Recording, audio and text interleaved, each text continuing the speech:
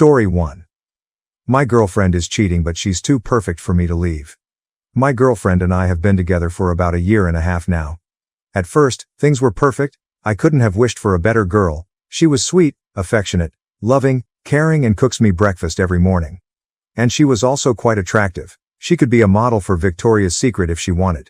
All of these were like a blessing to me, 'cause unlike her, I am quite unattractive, a little chubby even. I don't have a charming personality to swoon her off her feet. I guess she just liked me 'cause I was funny. I guess my personality is the only thing I had going for me. I loved her with all my heart, and I can tell she loves me too. I try to do my best to be as sweet and affectionate to her as she is to me. But lately I have been noticing strange behavior from her. She has been avoiding my text messages, and she's been going out more frequently than she used to. Normally I would be fine with this. Maybe she has something busy going on, or maybe she just really liked spending time with her friends. But her change of schedule wasn't the only strange thing I've noticed about her. She was now less affectionate than before. She was now easily annoyed, and she stopped cooking breakfast for me, which was fine. I could cook my own breakfast, but her refusing to be lovey-dovey with me or her sudden cold around me is what really caught me.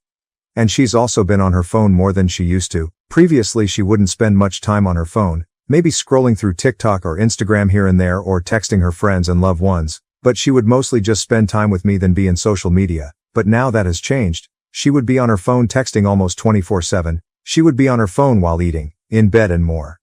Now I'm not the kind of boyfriend to check a girlfriend's phone. I respect her privacy, so I just let her be and hoped that her sweet and caring demeanor would come back. But a week of waiting turned into a month, then 2 months. Her behavior only began to worsen by the day. A thought lingered behind me, a thought that she was texting another guy. But no, she wouldn't do that, right? Right. This thought haunted me. I was having a hard time focusing on my work, knowing that there was a slight chance that the love of my life could be cheating on me. Then one day I decided to check.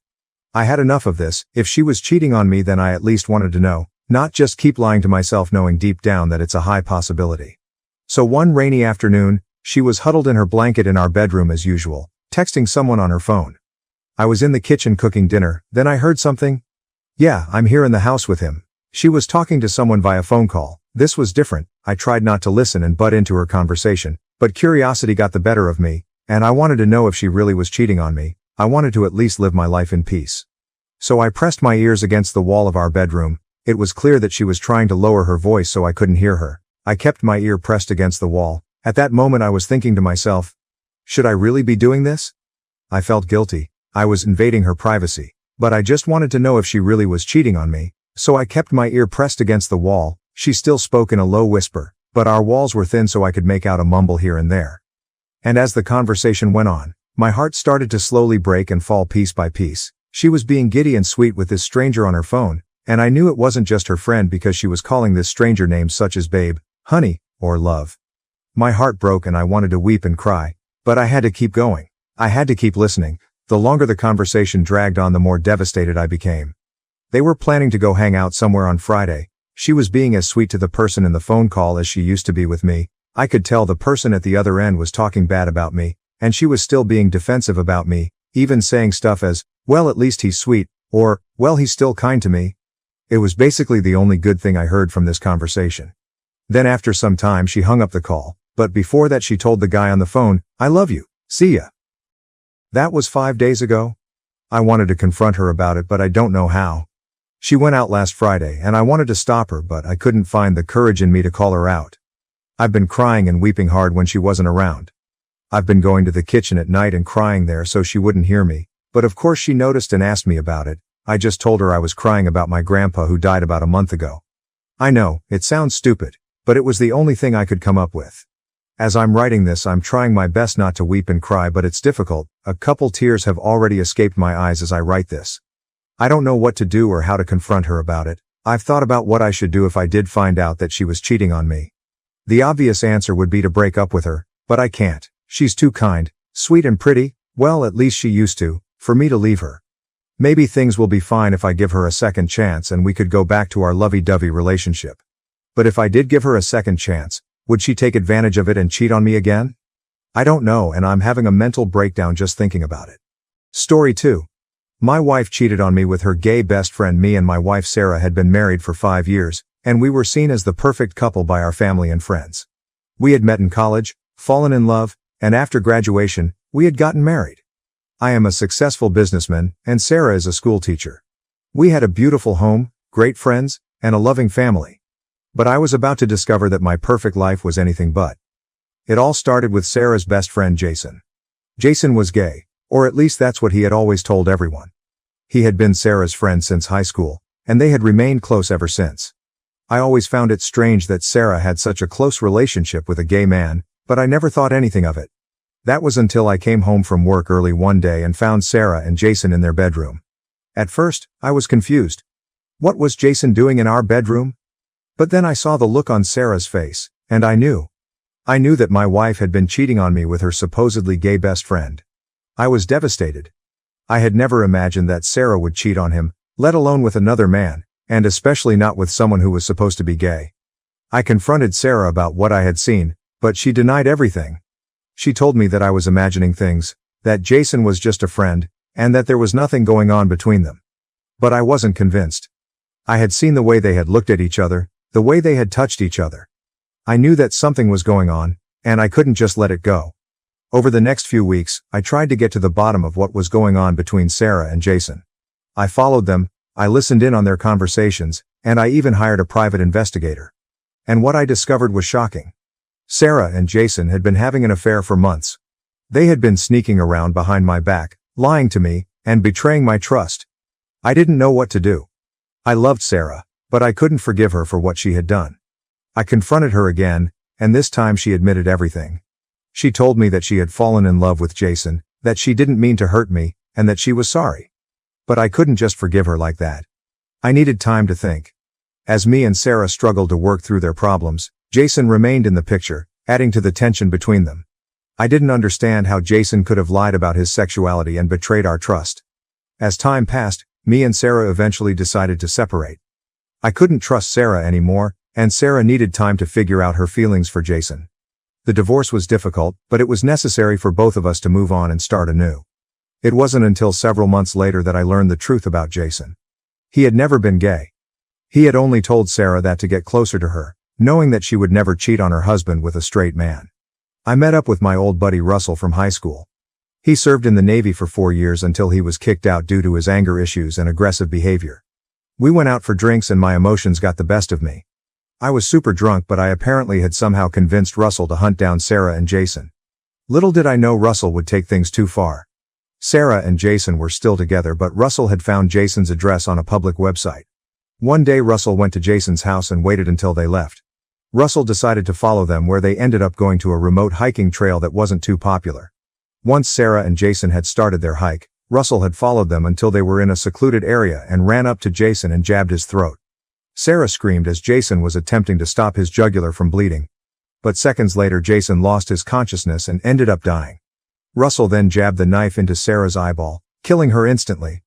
Russell hid the bodies deep in the forest, which was heavily populated with mountain lions. He purposely left the bodies in a place with a high frequency of mountain lion sightings. 1 week later there were missing people reports on both Jason and Sarah. Sarah's parents were freaking out and even called me, but I had no clue on the whereabouts. The next day Russell came to my place and told me everything. I was shocked and didn't know what to say. Russell told me not to worry and that it was just karma serving justice for what Sarah and Jason had done. He said they destroyed my life, so why should they get to live theirs? It's been 3 years since their deaths and Russell still hasn't been caught. I assume a big reason is because the mountain lions most likely consumed the dead bodies by now. I have no idea what to do now though, as I've now happily dated my new girlfriend Madison for 2 years. I haven't told her anything about my past with Sarah or Jason and don't plan on ever telling her. Story 3. My girlfriend of 6 years cheated on me with my brother, so I ran away from home. Now everyone is begging me to come back. I'm at a loss for words. Just discovered that my girlfriend of 6 years, who I thought was the love of my life, cheated on me with my own brother. I feel like my whole world has been turned upside down. I couldn't take it anymore, so I packed a bag and left home. I need some time to process this betrayal and figure out my next move. But now, everyone's begging me to come back. My family, my friends, even my girlfriend, who suddenly realized she can't live without me. I'm torn. Part of me wants to go back and confront them both, but another part of me knows I deserve so much better. Update 1 week later. I just wanted to update you all on my situation. I'm still away from home, trying to clear my head and figure out my next steps. It's been tough, but I've been getting support from some amazing friends and family members, not including my brother, of course. I've been getting a lot of messages from my girlfriend, begging me to come back and work things out. But honestly, I don't think I can ever trust her again. And as for my brother, I don't even know where to start. Update 2 weeks later. I had a bit of a setback this week. I ran into my girlfriend at a coffee shop, and she tried to convince me to meet up and talk things through. I agreed, thinking maybe we could have a civil conversation, but it ended up being a disaster. She basically blamed me for everything, saying I was neglecting her and that's why she cheated. And when I confronted her about my brother, she just shrugged it off like it was no big deal. I realized then and there that I'm better off without her. It's time for me to move on and focus on my own healing. Update 3, 1 month later. It's been a month since I left home, and I'm starting to feel like myself again. I've been seeing a therapist to work through my emotions, and I've started reconnecting with old friends and making new ones. I've also started thinking about my future, and what I want to do with my life. I realize now that I was stuck in a toxic relationship, and it's time for me to pursue my own happiness. Thanks to everyone who supported me on this journey. You've all been amazing, and I couldn't have done it without you. If anyone else is going through something similar, know that you're not alone. Keep your head up and know that better days are ahead. Story 4. My husband is a human gas chamber. So, about 3 weeks ago I flew to South Korea for a vacation with friends who live there. My husband didn't want to go and said he'd be fine staying home and watching the house and dog. I trusted him because he's a 40-year-old adult man and assumed he'd be able to feed himself like a sane person despite him possessing the cooking ability of a cactus. I was wrong. I should have dragged him and the dog along with me to Korea. What my husband decided to do during his 3 weeks without me was absurd. I would have been happier if he'd cheated on me instead. Because what he did was order nothing but Taco Bell through DoorDash after he somehow broke my stove by cooking an entire 15-pound bag of red lentils all at once. Then he didn't bother to get a bowl for his lentils, he just ate them straight from the pot and stuffed the pot into the fridge and broke one of the shelves inside it. Now realizing his mistake, he decided to order nothing but terrible tacos for the remaining 2 weeks while getting high on medical marijuana. Also for some reason he bought a bunch of honeycombs from one of our friends' fathers and decided those made a good snack and has eaten nothing but beeswax and honey for the last few days because he's some kind of weird alien in a human disguise. Apparently honeycombs give you gas. And lentils give you gas. And Taco Bell also gives you gas. So today I'm awoken by what sounds like someone revving a motorcycle in my bedroom followed by the stench of the fiery pits of hell itself. It's 5:30 in the morning. He gets up and goes to use the toilet as I'm opening the windows in a poor attempt to ventilate the house, but it's too late. He doesn't even have a solid poop, it's just 10 minutes of gas. Like 20 seconds of non-stop farts followed by a huge gasp of air and then another 20 seconds of gas. By this time, the dog has hidden under my couch because it doesn't know what those loud honking noises are and fears for its safety. I consider joining it, but continue to open every window in my house. It's 62 degrees out and windy. The wind just blows the fart smell around the house. My husband has left the bathroom and has walked upstairs. It sounds like there's a small 2-stroke engine in his pants. I can't take it anymore and scream that I'm going to have breakfast at the diner and leave him. I bring the dog with me because it follows me out of the house since staying is not a great option. So now I'm at the diner waiting for my husband to degas himself while the dog sits underneath the table next to me, wearing a pink kid leash harness that my friends bought for me as a gag gift, that has my name and emotional support human on it, making the waitress thought was some kind of joke. This is the start of my morning. I hope it's not as stinky as yours. Story 5. My dad cheated on my mom, left the country, and now wants to attend my wedding. My fiancé left me over it, part 1. Here's some backstory. When I was a teenager, I found out that my dad, Mark, 50-year-old, cheated on my mom, Sarah, 48-year-old, before I was even born. He left my mom while she was still pregnant with me and moved to another country with his affair partner, Laura, now 45-year-old, and her son, who was about 2 years old at the time. Needless to say, I never had any relationship with my father. My mom raised me on her own, and we've always had a very close bond. Fast forward to last year, out of nowhere, my dad messaged me on Facebook saying he heard I was engaged and wanted to attend my wedding. I was honestly shocked he even had the nerve to reach out. I made it clear that I didn't want him in my life, much less at one of the most important days of my life. I told him no, flat out. It felt good to finally set that boundary after all these years. However, my now ex-fiancé, Josh, 28-year-old, didn't take it well. He always knew the situation with my dad and said he understood how hurtful it was for me, but when I told him that I refused to invite my dad, he started acting differently. He said he believed in forgiveness and thought my decision to exclude my dad was harsh and unforgiving. We had a huge fight about it, and Josh ended up breaking off our engagement, saying he couldn't be with someone who held grudges and couldn't let go of the past. It was a complete blindsiding moment. I couldn't believe that the man I loved, who knew everything I went through, would walk away over this. It's not like I hadn't tried to process my feelings about my dad before, but this just felt like Josh was choosing the side of a man who abandoned his pregnant wife for an affair partner over me and my feelings. Now, a few months after the breakup, Josh has been trying to come back into my life. He says he made a mistake and that he understands my pain better now. But, honestly, I don't know if I can ever forgive him for how he reacted. The whole situation has brought up so much drama with my friends and family. Some are siding with Josh, saying I should have been more open to forgiving my dad, and others are fully supporting my decision to cut him off. I'm torn though. I love Josh, but I'm still hurt by the way he handled things. And as for my dad, I don't think I'll ever have room for him in my life after what he did. Part 2. Hey everyone, I just wanted to give an update because a lot has come out since I last posted, and honestly, I still can't believe everything that's happened. After Josh reached out to try and reconcile, I had this gut feeling that something was off. He was being overly apologetic, and it just didn't make sense how quickly he changed his stance on everything. So, I started asking more questions and doing some digging. That's when I found out the truth. Josh was the one who contacted my dad in the first place. Turns out, Josh had this whole plan to surprise me by bringing my dad back into my life. He thought that if my dad showed up to our wedding, it would somehow fix things between us and be a big emotional breakthrough. He reached out to my dad behind my back and told him it would mean a lot to me if he came. That's why my dad messaged me out of nowhere. Josh was pulling the strings the whole time. When I found out, I was furious. I felt completely blindsided and betrayed. But here's where it gets worse. While I was still reeling from that, I found out something even more devastating. Josh had been cheating on me throughout our entire relationship. And not just once or twice, but with 7 different women. 7. I don't even know how to describe the feeling of betrayal. All this time, I thought I was with someone who had my back, who understood the pain I carried from my dad's abandonment, and meanwhile, he was betraying me in ways I didn't even know. All the fights we had about me not being forgiving enough, that was all projection. He was hiding his own guilt the whole time. So, after all of this came to light, I made my decision. I'm done. With Josh and with my dad. I told Josh I could never forgive him for what he did, both for going behind my back with my father and for cheating on me. And as for my dad, he made his choice a long time ago when he left my mom and me. He doesn't get to come back just because he suddenly feels like playing a father.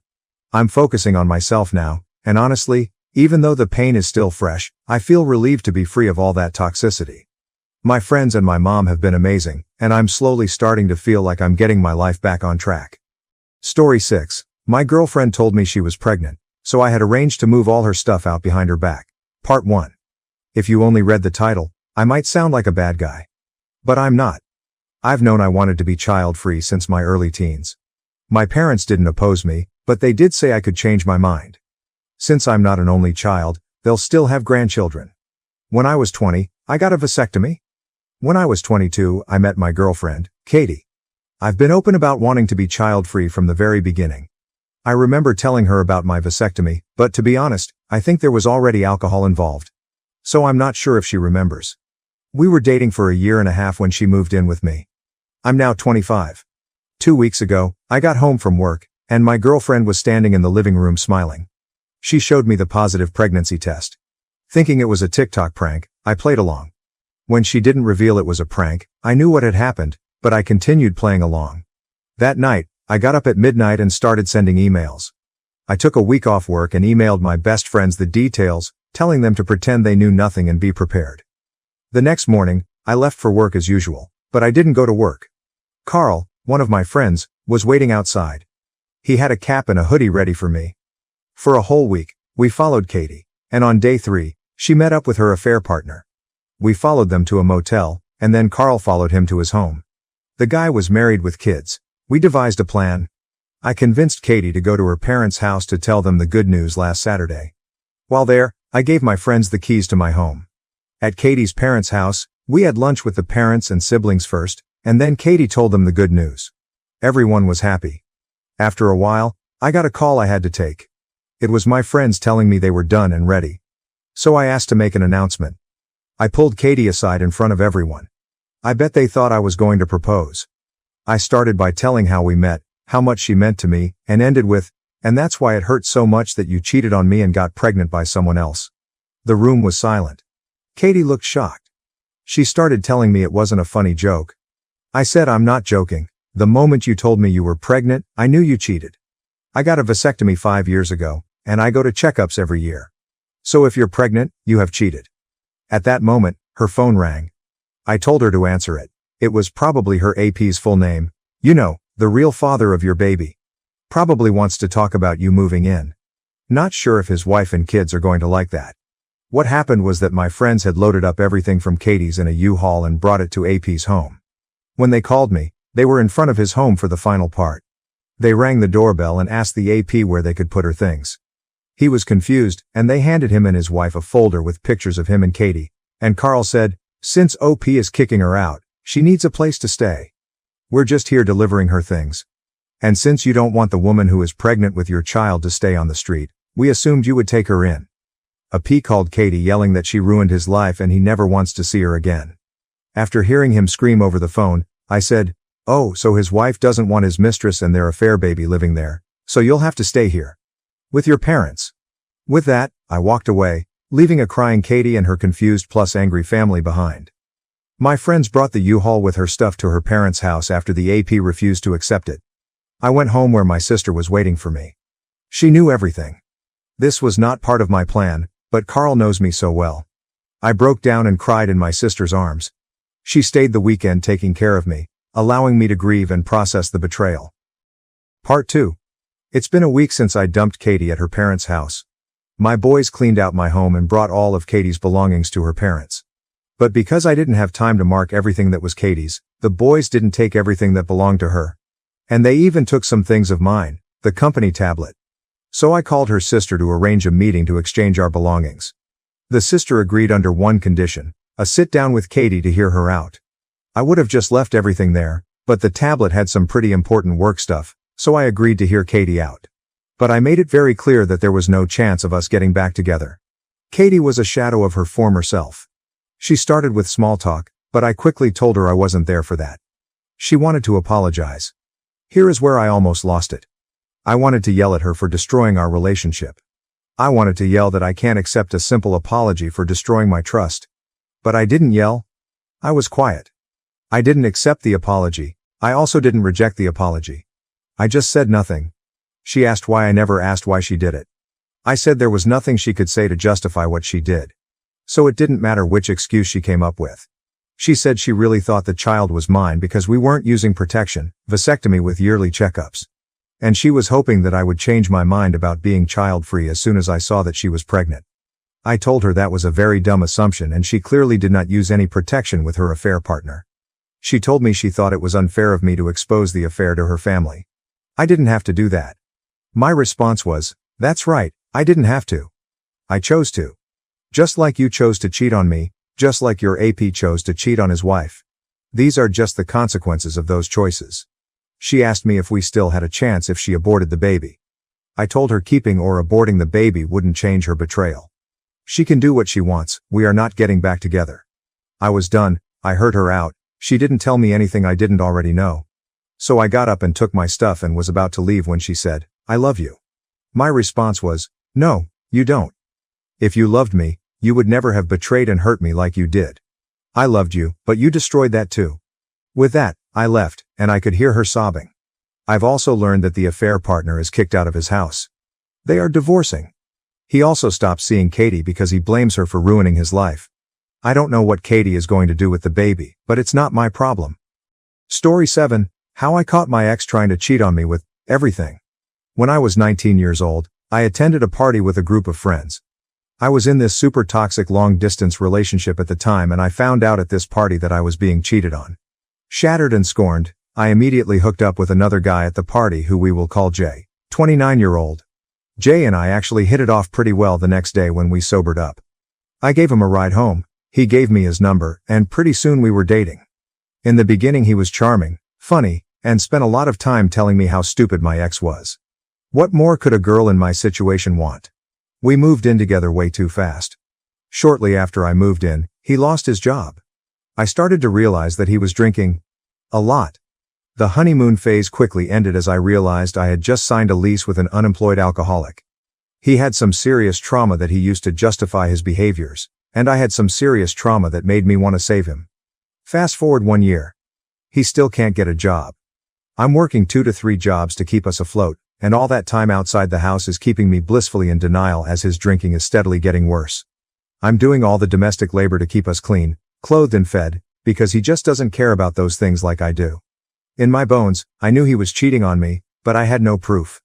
I was having these insane nightmares of women approaching me in groups and they were all pregnant with his baby. Of course, every time it was brought up, he called me crazy. He let me go through his phone. Where would I even be meeting women? He'd ask me, after another day spent alone in our unkempt apartment. Of course it was all my fault, I never got over my ex cheating, so I was just projecting on him. If you've ever been in a situation where you're desperate to catch someone cheating, you know how literally crazy it can make you. So when he shared a password with me to pay a bill, and casually mentioned that it was the password he used for everything, I made sure to write it down for the future. A few weeks later, during a slow workday, I used the password to sign into his email. He had recently rejoined Facebook and I was just sure that there'd be some nefarious notification that confirmed my rabid suspicions. What I found was so much worse than that. Every single day of our 18-month relationship, this man had been soliciting sex all over the internet. Dating sites, fetish sites, rambling emails propositioning his high school sweetheart whose phone number he had lost. The worst, though, were the Craigslist casual encounters ads. I don't think they exist anymore, but for anyone who doesn't know, there was a whole section of Craigslist dedicated to random hookups. He must have answered every single ad that got posted. Men, women, group stuff, weird kinks, he was apparently up for it all as long as it was with anyone but me. Email after email, I got to read in detail about all the ways I didn't satisfy him. He regularly called me his crazy wife, told the chubby girls that he was seeking that my fit body did nothing for him while I worked 40+ hours in a gym to pay for the phone he was using to chat with them. The worst of them all, though, was an email chain with a sex worker. Not only did he steal cash from me to pay this woman, but he had arranged to hook up with her in my car the day before my birthday.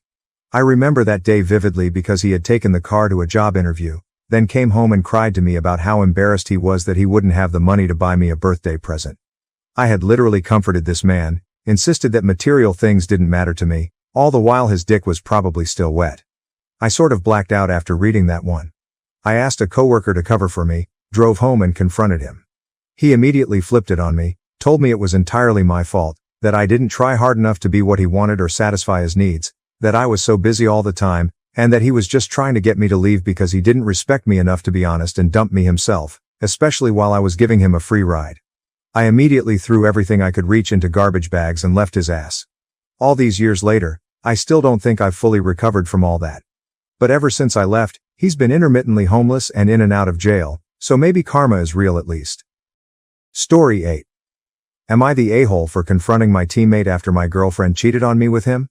I am 24-year-old and have been dating my girlfriend, Emily, 23-year-old, for 2 years. We met in college and instantly clicked. She's beautiful, smart, and supportive of my career as a semi-professional soccer player. Things were going great, and I even started thinking about proposing to her in the near future. A few months ago, a new guy, Jake, 25-year-old, joined our team. He was a talented player and quickly became one of our best. We all welcomed him, and I even introduced him to Emily at a team dinner. They seemed to get along well, and I thought nothing of it. Over the next few weeks, I noticed Emily becoming more distant. She was always on her phone, smiling at messages she wouldn't share with me, and making excuses to avoid spending time together. I chalked it up to stress from her new job and tried to be understanding. One night, after a particularly tough game, our team decided to hit the bar to unwind. Emily said she had to work late, so I went alone. Halfway through the night, I got a call from a friend who had left the bar early. He told me he saw Emily and Jake at a different bar, looking very cozy. My heart sank. I left immediately and headed to the bar my friend mentioned. When I walked in, I saw Emily and Jake in a corner booth, laughing and holding hands. Rage and betrayal coursed through me. I confronted them right there, causing a scene. Emily burst into tears, and Jake tried to apologize, saying it just happened, and they didn't mean to hurt me. Feeling humiliated, I walked out and drove home, leaving Emily and Jake behind. Emily came over later that night, begging for forgiveness and claiming it was a mistake. She said it only happened once and promised it wouldn't happen again. Jake texted me too, saying he was sorry and hoped we could work things out for the sake of the team. My emotions were all over the place. I loved Emily, but the trust was shattered. I also had to see Jake every day at practice, which made it even harder. Some of my teammates found out and had mixed reactions. Some said I should forgive and move on, while others thought I should end things with Emily and demand Jake be kicked off the team. Now, I'm at a loss. Do I give Emily another chance and try to rebuild our relationship? Do I confront my coach about Jake, risking team dynamics? Or do I walk away from both, starting fresh but losing what I've built with Emily and my career? This decision is tearing me apart, and I don't know what to do. Am I the asshole for confronting Jake publicly and making this a bigger issue than it needed to be? What should my next move be? Story 9, girlfriend cheated on me with my brother and started a drama with me after. My now ex-16-year-old and I were dating for a total of 6 months and we had gotten pretty far in the relationship. She had gotten to meet my family not long before the incident happened and my family were skeptical if they could trust her since they had only met with her once or twice. I was playing cards with my family on New Year's Eve since it was usual that any time family reunites we play cards for hours. At about 10 p.m. I was starting to wonder where my girlfriend had gone because she was nowhere to be seen for a couple hours. I texted her and I got no response. About an hour later I finally decided to start looking around the house for her because I know if she would have left the house she would have let me know first. The first place I checked was my bedroom, which I share with my older brother, 18-year-old. What I had seen in my own bed is still imprinted in my head. Both my older brother and my girlfriend were making out in my bed when I had walked in. My girlfriend was surprised that she had been caught. I told my brother to get the hell out of our room and told my girlfriend to stay.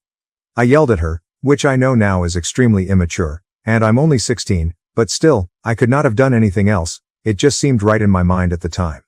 So I yelled at my girlfriend. I asked her if it all really meant nothing, and how long she had been cheating on me for. It turned out that was the beginning of it and said that my brother had thrown himself on top of her. I didn't believe a word she said and told her to get out. She asked if I could give her a ride home since most of her friends either can't drive or are asleep and her family was out of state.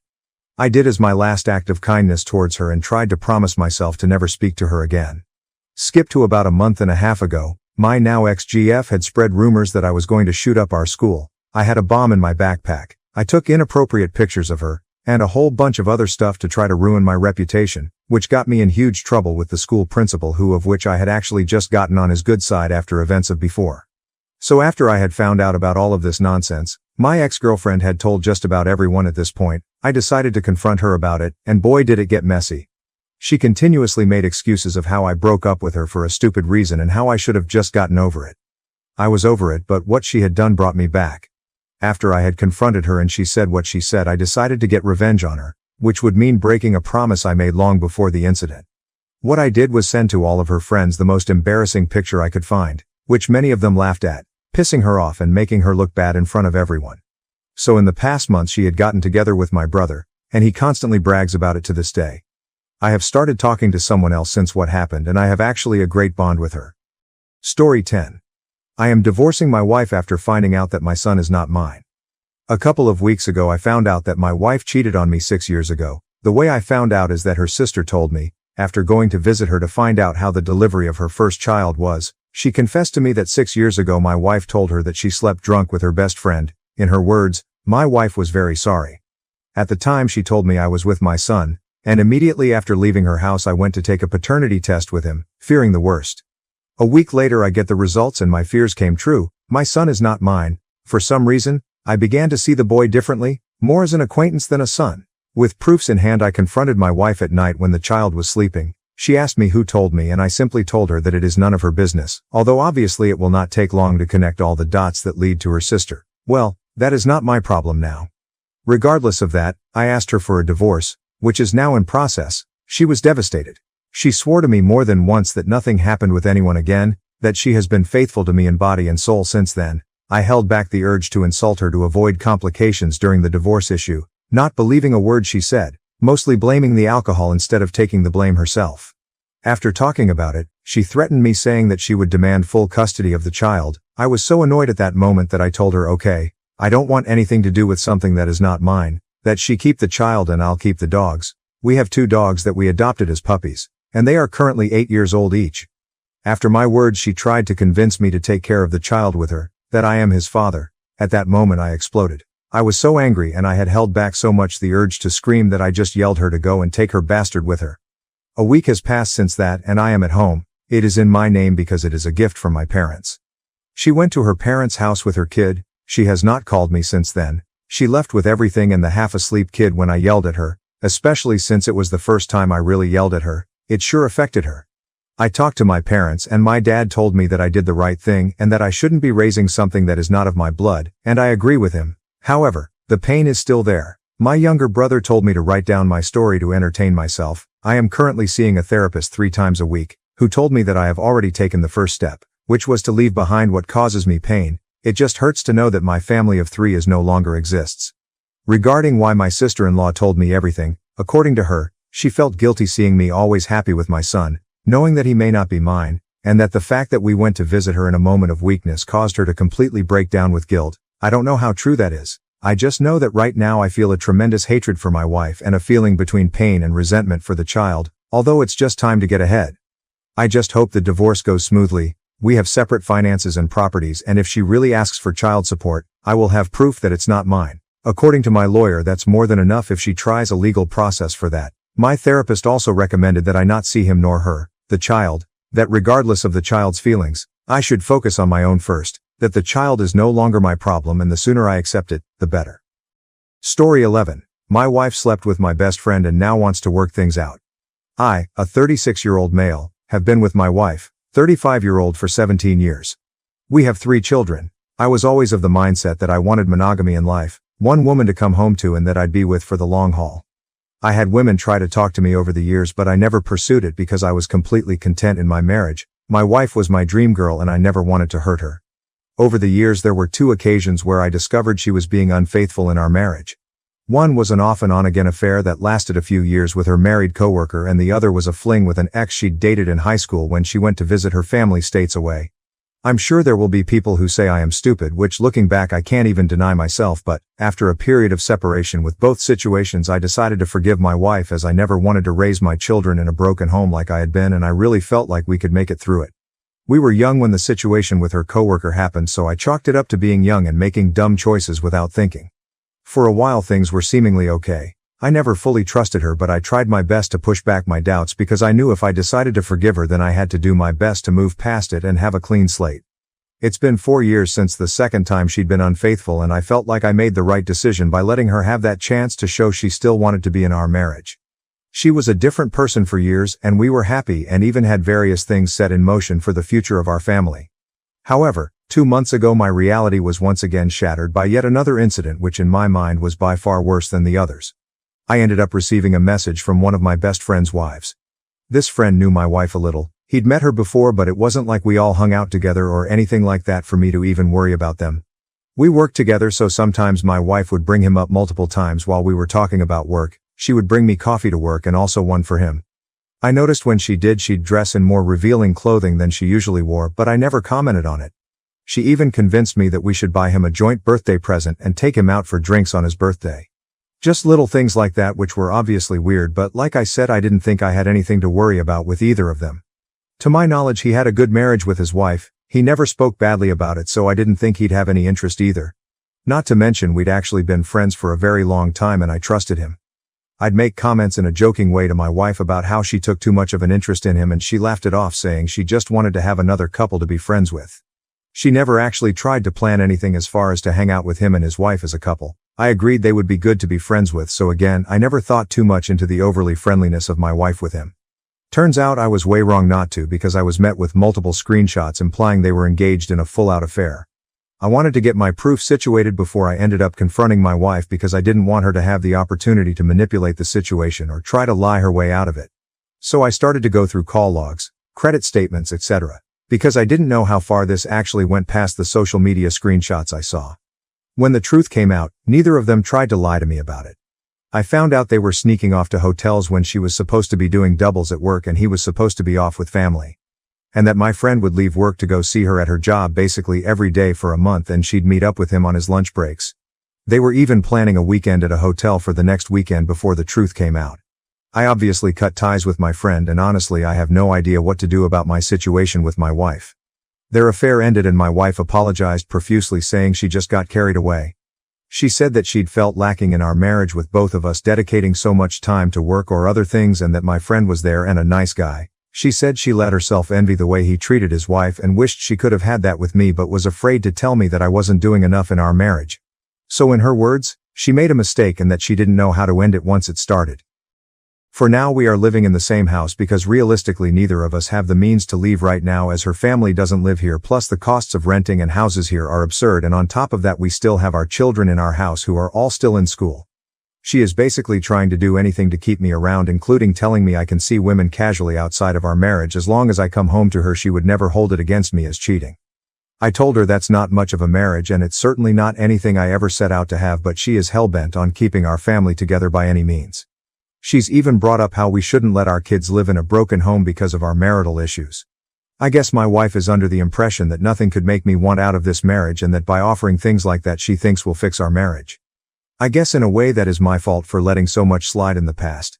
I do love her in some ways, but at this point I think the love is more just from the fact we have kids together and that I've been with her for nearly 2 decades rather than feelings of being in love. My self-confidence is low and my wife is out of my league, but still I don't think that's enough of a reason to stay. She claims she loves me and doesn't want to lose all we've built and been building toward, but to me I just can't see how that can be true when she was okay with running around with one of my only friends. I can't trust her. To me her words are meaningless. If I forgive her, then how long will she go and do it again? I do think people can make mistakes and be forgiven because people are flawed, but this isn't just one slip-up. And truth be told, my faith in her is so low I don't even know if there's been more instances on top of the ones I actually know about. My mental state is essentially a puddle of mud right now.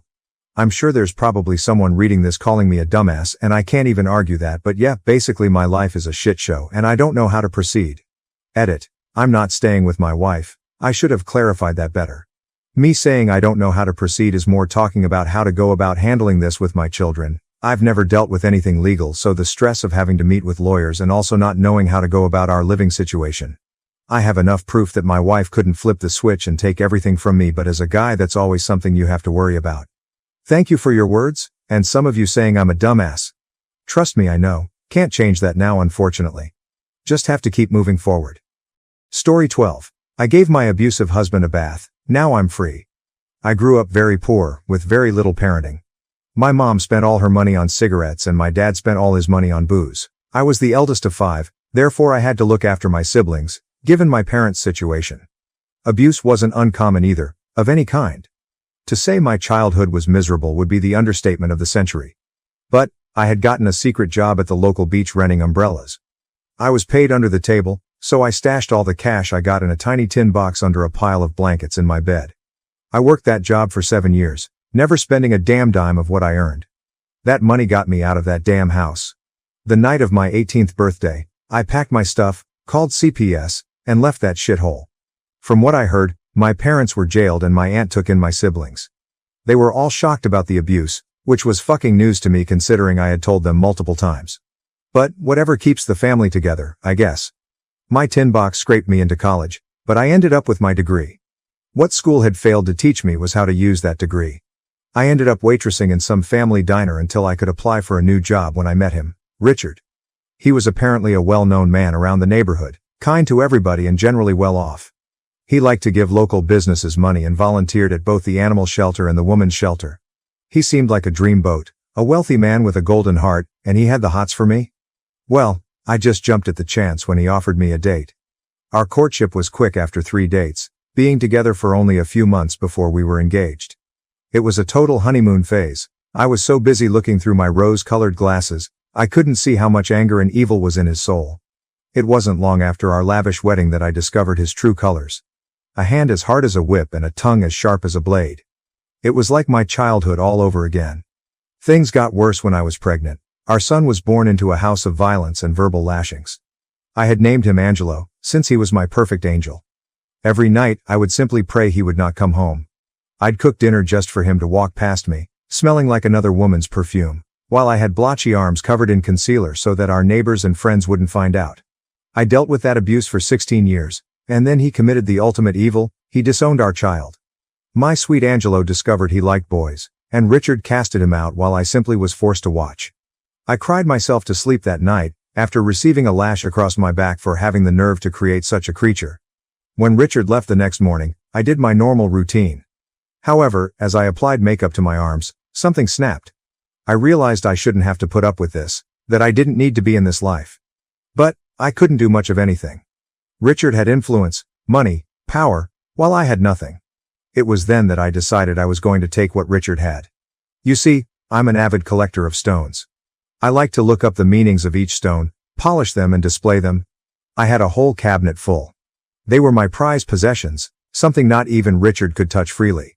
Among my stones was a raw chunk of malachite, bright green with flecks of shimmering specks in light.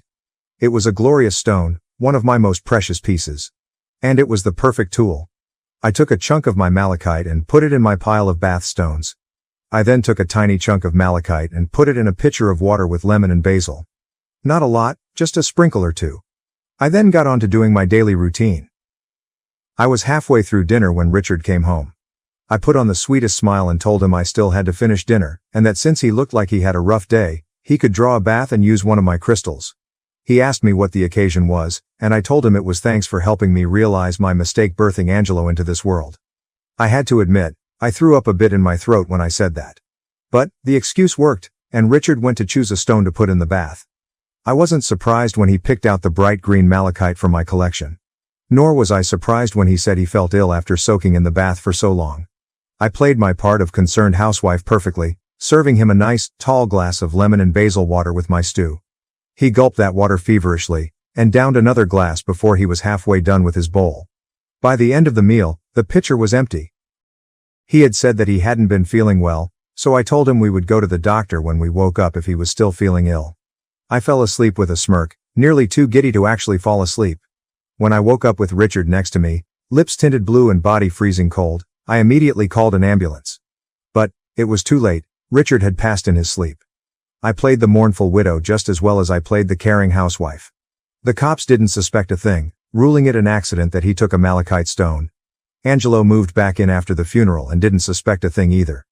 I ended up encasing that malachite and putting it in the living room with a plaque that says, "Do not put in water."